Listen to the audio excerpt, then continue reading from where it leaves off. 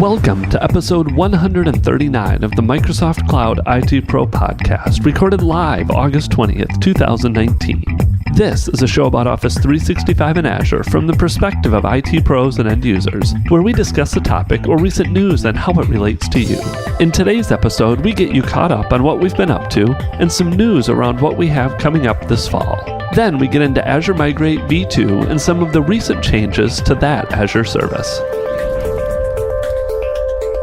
Rainy, stormy, Tuesday afternoon. Tuesday. It is another day of the week that ends in Y. And then you shrug your shoulders and go, really? We're doing it again? And it's raining again. Apparently when we record, it's supposed to rain in the Sunshine State, which I'm pretty sure we have discussed before. Yeah, stuff happens. I spent the weekend in Key Largo while it was all rainy and crappy up here. So I decided to go down to the Florida Keys and hang out on a boat and work on my geek suntan.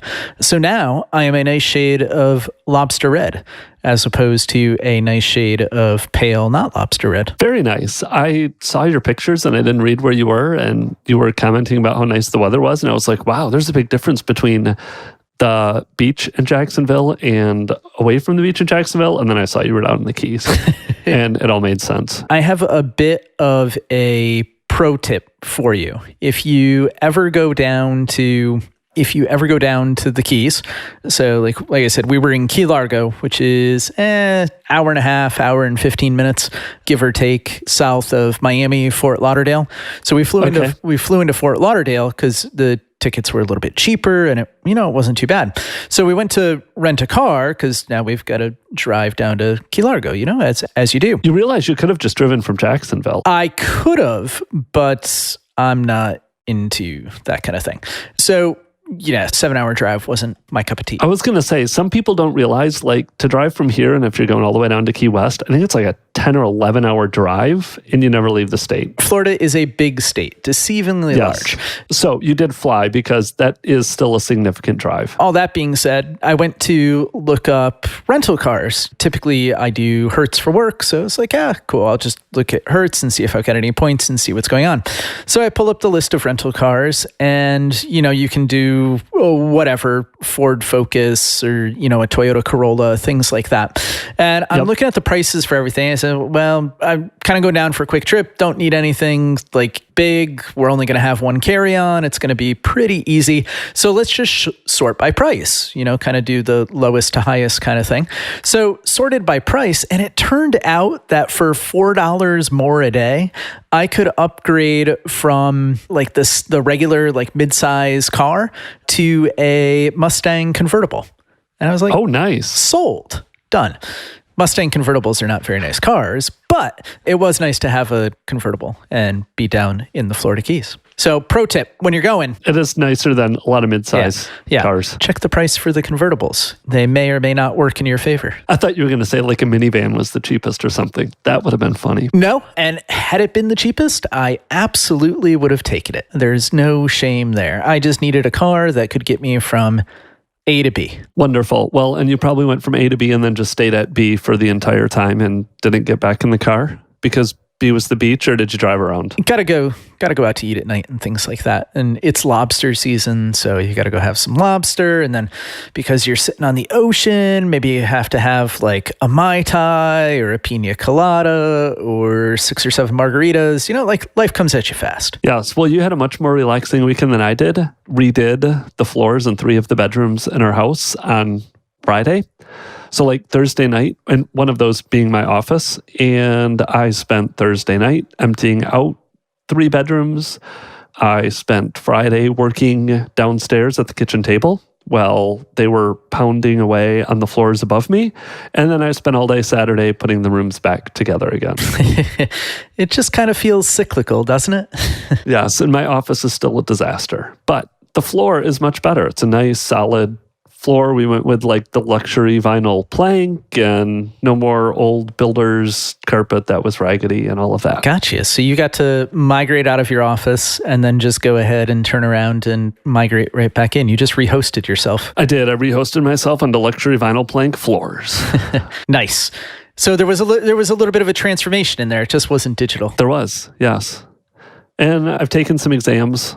I don't know how I started doing this. I decided to start taking like the MS 300 and 100 and AZ 100 and went on like this exam binge. And then all of a sudden realized I'm like an exam away or 2 exams away from some mouthful of a certificate. The Microsoft 365 Certified Enterprise Administrator Expert.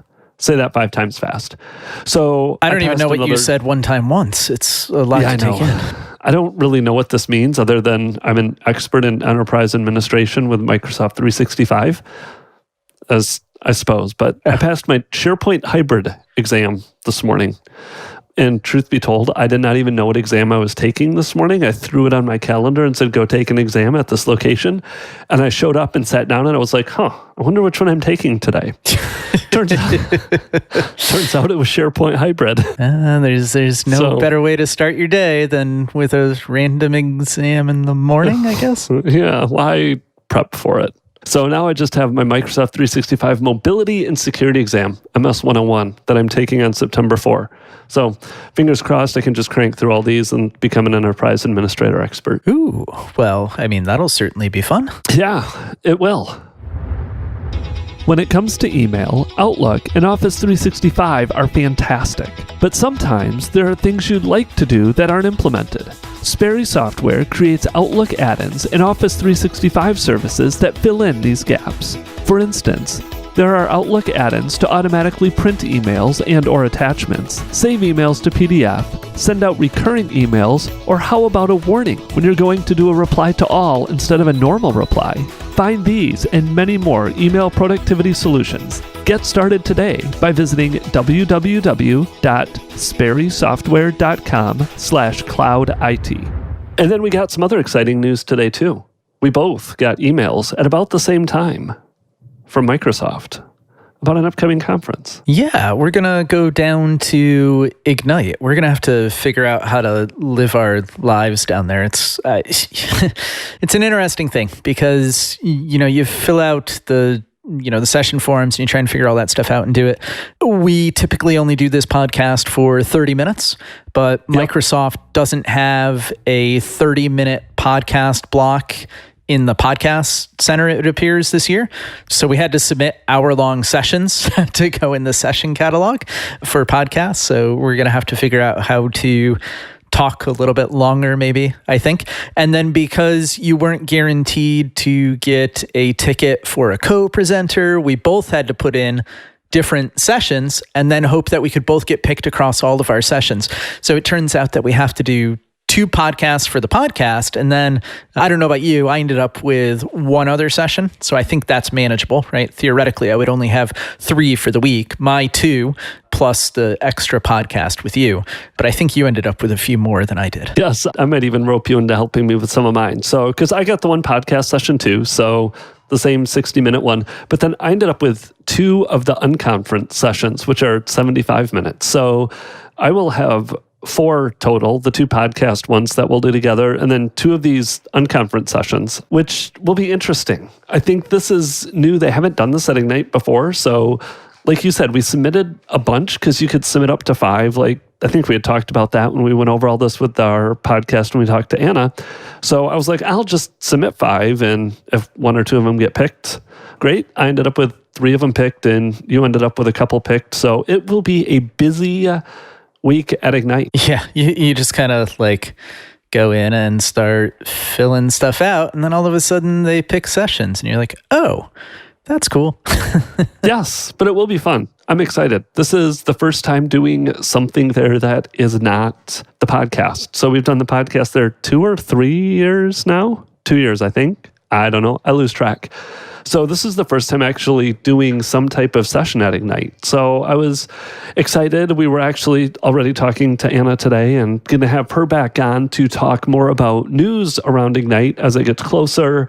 That first interview, we kind of dealt with more submitting for sessions. So I think hopefully this next session, we can talk more about attending Ignite and how to approach the conference and a bunch of news that will apply to probably a little bit broader audience about the Ignite conference in general. And keep an eye out. We might talk more about these unconference sessions once we nail everything down and get the dates for the podcast when we'll be doing those live and on video. So if you haven't seen us, you get to see our ugly mugs, or at least mine. I guess I won't speak to yours. You can speak to your own appearances. No, I would prefer to stay hidden behind the microphone. It's okay. We'll you make are not going to be able to stay hidden. People will see you. Maybe we can put like one of those like deep fake filters on. Did you see that, the Bill Hader, the deepfake? No, I did not. Sorry. I'll have to put a link in the show notes for everybody, but he does like a Tom Cruise and a Seth Rogen impersonation. And if you've never seen a deepfake, you know, where somebody's face kind of instantly morphs into another one. And this is probably one of the most disturbing ones I've seen because, you know, he's sitting there and he's talking as himself. And as he transitions in and out of his impersonations, his face just completely changes along the way. It's a very disturbing kind of thing. Wow. I will have to go watch that. We will definitely add a link to the show notes. So that's kind of what's going on in the lives of Scott and Ben. Now, should we talk about what's going on in the lives of Azure today? Azure. I don't have a whole lot of Microsoft 365 stuff today. I think you have some Azure stuff around Azure Migrate. Since I migrated my office around, maybe we can talk about Azure Migrate a little bit. Yeah, I think that's totally doable. So I've been working on a new class, which I think is going to be super duper fun. It is kind of a big multi-day excursion into Azure migrations and getting attendees or students hands-on with some of the new Azure Migrate tooling and figuring out kind of what's going on there. How can we potentially do like lift and shift or rehost of older workloads and pick up some of the new changes along the way? Because Microsoft a couple weeks ago kind of relaunched Azure Migrate, or more specifically kind of the Azure Migration Center. So there's a couple different things that kind of happened along the way there, where Azure Migrate V1, or what was sitting out there up until a couple weeks ago, it was able to do assessments for VMware, but it couldn't do physical servers, it couldn't do Hyper-V, so you still potentially had some work you had to do to go figure out your environments. It wasn't an integrated end-to-end migration experience. So what I mean there is you could do assessments in Azure Migrate and, you know, things like cost analysis, server dependencies, and trying to get your house in order before you kind of move these workloads up to Azure or up to the cloud. But then when you were actually ready to migrate, you had to go over to another tool, do some more configuration, or, you know, if you're going to stay first party, that would mean maybe going to Azure Site Recovery or ASR, or going to a third party tool or whatever's happening along the way. So what Microsoft has done with Azure Migrate V2 is they've built an end-to-end migration experience directly into Azure Migrate as a service within the Azure portal. So if you think about just going to the Azure portal, you know, you go to portal.azure.com and you spin up a new Azure Migrate service, and then you create a migration project. Well, the very first thing you'll do is select your assessment tools.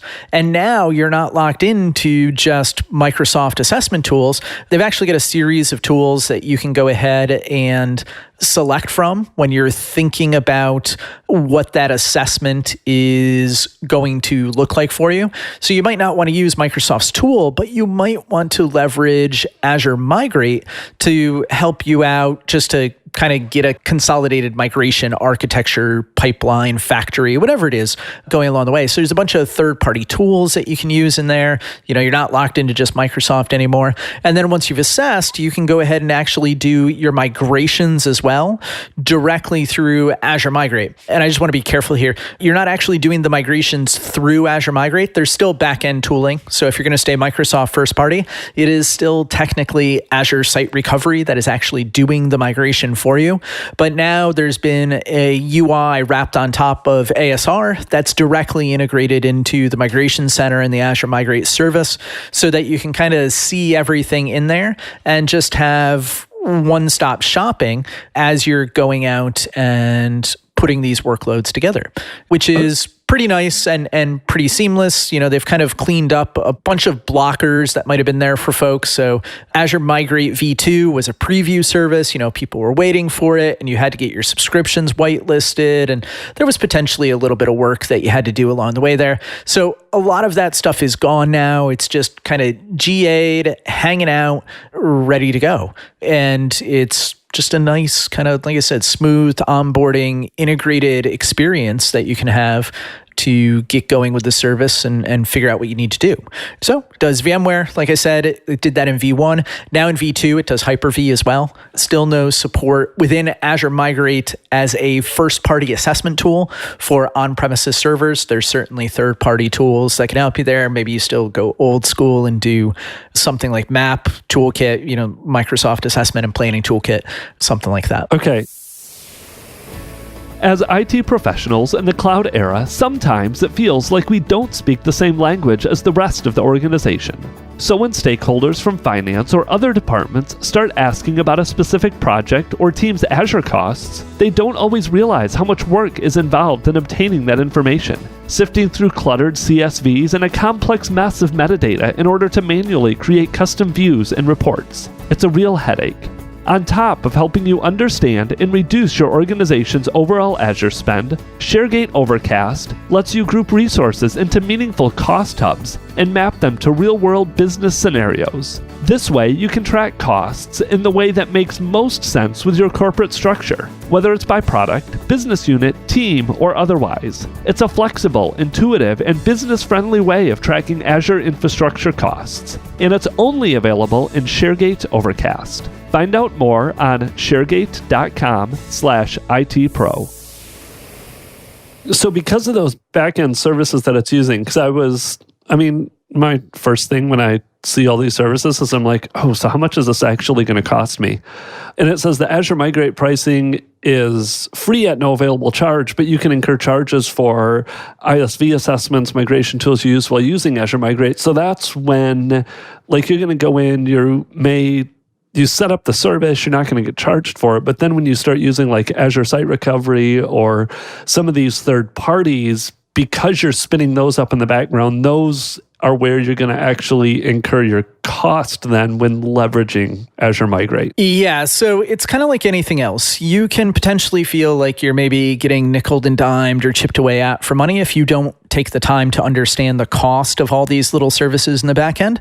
But I think it's really manageable. And the way Microsoft has built it out, it's especially manageable because if you can get your migrations done with a decent velocity, either you don't have a lot of things to migrate, or you can hit a decent cadence with a bunch of things. Like you can actually build kind of a factory or a process around that migration.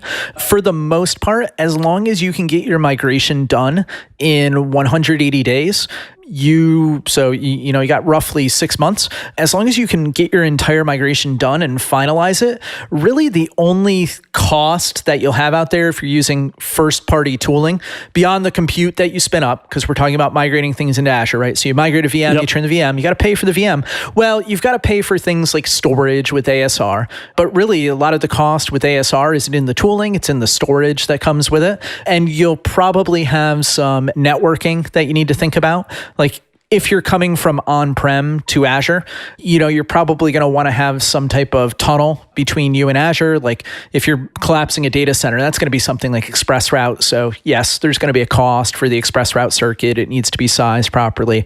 You got to go through and do that rationalization. But I think they've really made the pricing very compelling if you're able to get up into Azure kind of in the amount of time allotted within those kind of quote unquote free tiers. And a lot of that extends into other tooling as well. Like it's not just Azure Migrate for the assessments, right? Because you need that part, but you think about maybe other specific migration tooling, something like you're going to migrate databases. You can actually turn on Database Migration Service, which has 2 SKUs. It has a standard SKU and a premium SKU.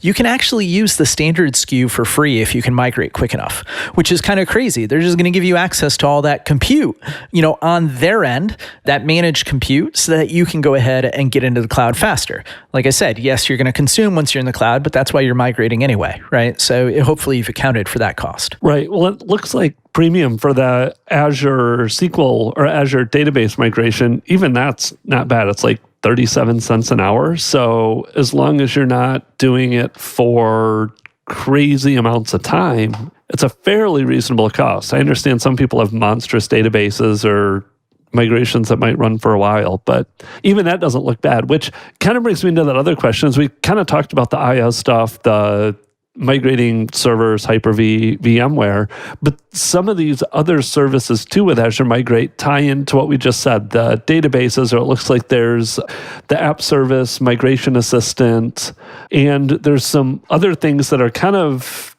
on the fringe of IaaS, or some of those more services that you can migrate some of your on-prem workloads to as well using Azure Migrate. Yeah, because it's this integrated hub, right? It's not just about virtual machines. It's about helping you potentially rehost, refactor, and transform workloads. So it might be a virtual machine. It might just be storage. It could be a database. It might even be something like a web app. Even if that web app sits on-prem and it needs to be assessed, you might be able to use like the web app migration tooling and the wrapper that's in Azure Migrate to actually kind of do a one-click migration up to Azure as well. So you do have a couple options in there when it comes to putting some of that stuff together and getting it to where it needs to be. Yeah, looking at this app service one, because that one just intrigued me and I clicked into it. I have never used it, but it looks like a couple options. If you have a public URL, you can go put that in, assess your public site. If you do have internal sites, there's a tool you can download to look at internal sites, and then use this migration assessment for .NET apps, for PHP apps, to migrate these up to that Azure app service. Yep. So a couple of things there that kind of throw people off, or I don't know if it throws other people off, but stuff like that throws me off. So when you go to just the kind of appmigration.microsoft.com and you say, hey, I want to assess a web app, and you're looking at it, you'll see like the download button right there. Like it can only assess SSL protected sites right now. So if your site's internal only, it's not projected to the internet, things like that, you just download this tool and go ahead and install it. I've installed it on stuff as old as Server 2008 R2. Like I don't know what exactly the requirements are for it, but it installs on some older stuff as well. So it is possible to kind of go in there and assess and see what happens with it. It is for a pure kind of migration along the way. So it's kind of like just getting you into a native app service, kind of like the code or file-based app service. You know, if you've got static websites, maybe those are more appropriate for storage. If you're looking at maybe transforming what is a dynamic website and hosting it in a container or something like that, maybe you want to do that transformation on-prem and then load that into app service for containers or AKS or things like that, right? It's not a like magic bullet or a one-click solution all the time. One of the things I found with like stuff like that is really we're talking about at least the assessment phase. Like help me get through that and make it less painful, because if the assessment can call out the things that are wrong for me, I can go and start to triage those and fix those.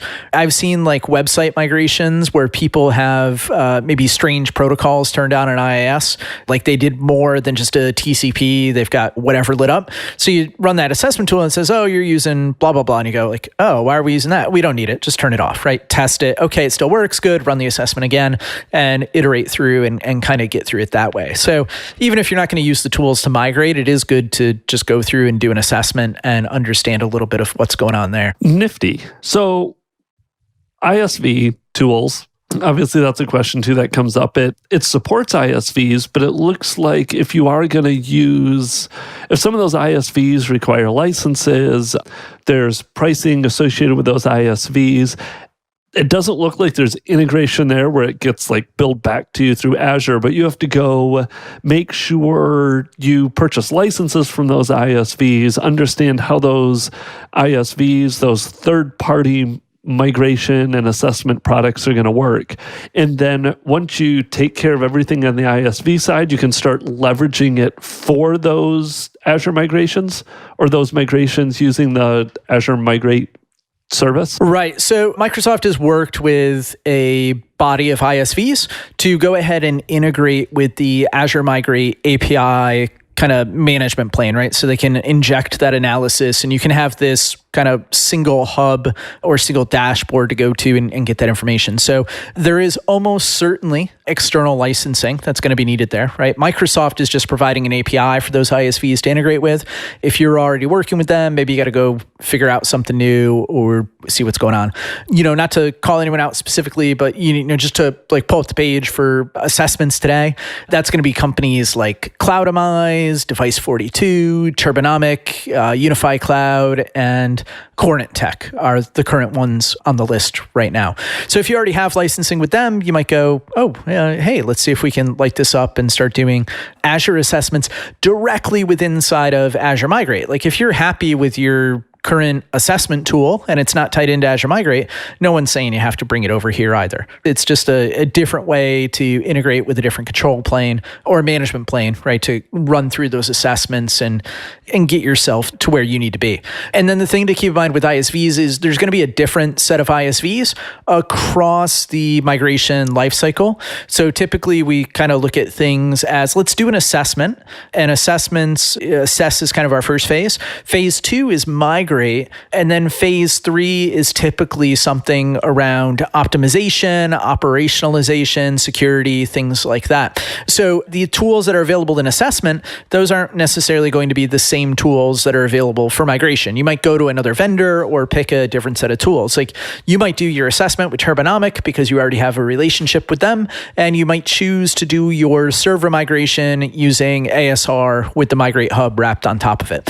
So you do get kind of this flexibility in there if you want it. Got it. Well, it looks like too, when you go look at some of the documentation here, and we can link to the ISV integration, they do list all of that out as this is the ISV, and these are the features that they offer, whether it's assess, one of them is assess and migrate, one of them is just migrate. So like you said, different ISVs might be leveraged for different aspects of that whole process, that roadmap as you go from being on-prem to being fully in the cloud. So you might have to pick and choose, look at who offers what and what you may need if you don't have some of these already. Yeah, you get to pick and choose. I think kind of the story here, if you're going to approach it as a customer, is you get to kind of choose your own adventure.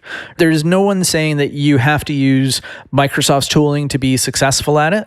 It may be that they're not the right tool for the right job based on your implementation and where you sit and the workloads you run and the types of things you do. But, they've built out this integration plane for these ISVs because, let's face it, the goal is to get you into Azure. How you get there, it's kind of important, but it's not the most important thing, right? The most important thing is that you get to the other side and you start consuming and you have your monthly spend, and you're spinning up new resources, and you're generally thinking your life is better and more secure and faster and stronger and all that good stuff. You're generally thinking that. No, that's a guarantee, right? Your life is going to be better. It's not just a general thinking. Well, because it depends on who you talk to. Because the cloud is always better. Upskillity is disrupting cloud training as we know it with their on-demand platform, Skill Me Up.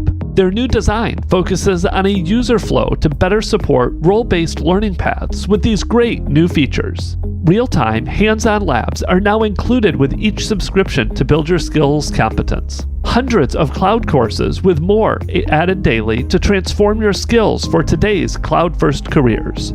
Role-based learning paths guide you through associated level courses in an easy-to-view layout and tracker.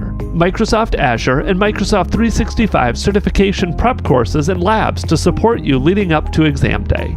Learn more and start your free 3-day trial at www.skillmeup.com. All right, well, that was informative. Again, this is another one of those I haven't spent a ton of time with. You working on the class filled me in. Anything else with Azure Migrate people should know about, learn about, you should cover that I did not catch as I perused the documentation and the site and the information around Azure Migrate? I think the biggest thing with it is Microsoft did a big revamp of the documentation when they released V2. So I know that we're all kind of admins, IT pros. We want to get in, and we're technologists at the end of the day, no matter what your role is. So you want to get in and you want to start clicking the buttons and saying like, okay, what happens if I just next my way through this? What's going to break? What's going to go wrong? I don't necessarily recommend doing that with this tooling.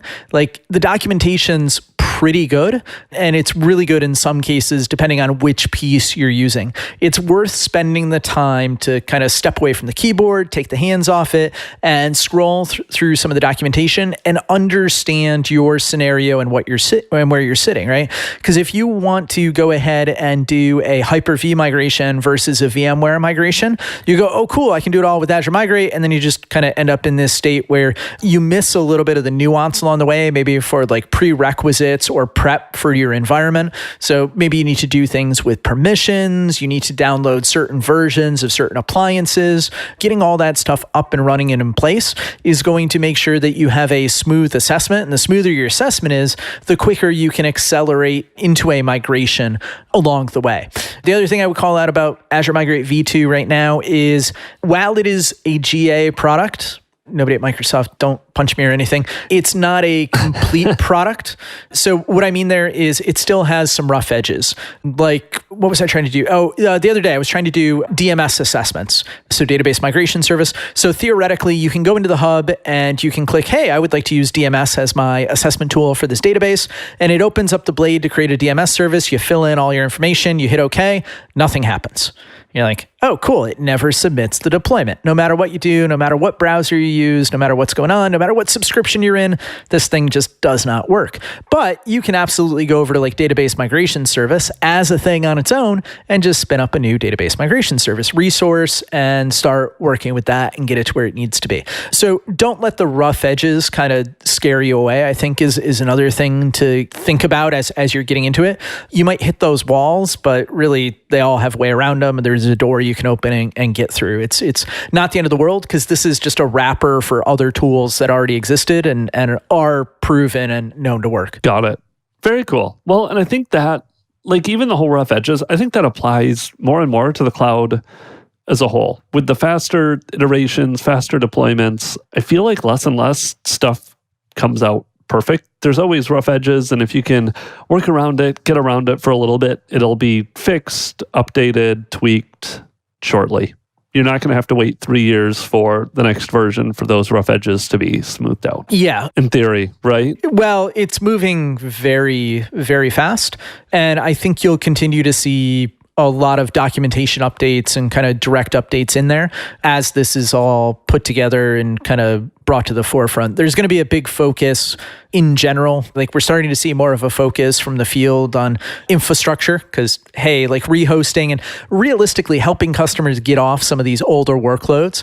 Even if you migrate like an end-of-life workload over to Azure and you intend to stay on that end-of-life workload for just a little bit longer, it's potentially worth it just to have the security fixes and some of the other things that might come along the way with that, right? To have access to, you know, that better, faster, stronger place for your stuff to live.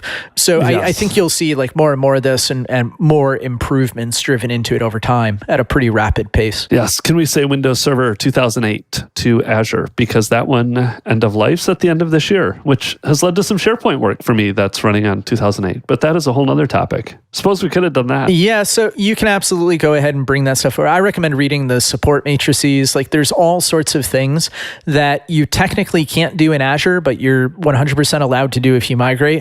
You know, one of those would be like running 32-bit workloads. You know, you can't stand up a 32-bit virtual machine from the gallery, but if you migrate an x86 or 32-bit machine from on-prem to Azure, Microsoft will gladly let you run it. Like, bring that Server 2008 or Server 2008 R2, go ahead and bring it up to Azure. They'll let you run 32-bit and you'll get the security updates and things just because you're running it in their data centers. Got it. Beautiful. Great. Well, good topics today, Scott. It was interesting about Azure Migrate and our exciting Ignite announcements and Key Largo and new floors. I think that's a summary of today's episode. So go enjoy the rest of your day. I've got some meetings to go jump on and some stuff to finish up, and we will talk to you again next week. All right. Sounds good. Thanks, Ben. All right. Thanks, Scott. If you enjoyed the podcast, go leave us a 5-star rating in iTunes. It helps to get the word out so more IT pros can learn about Office 365 and Azure. If you have any questions you want us to address on the show or feedback about the show, feel free to reach out via our website, Twitter, or Facebook. Thanks again for listening and have a great day.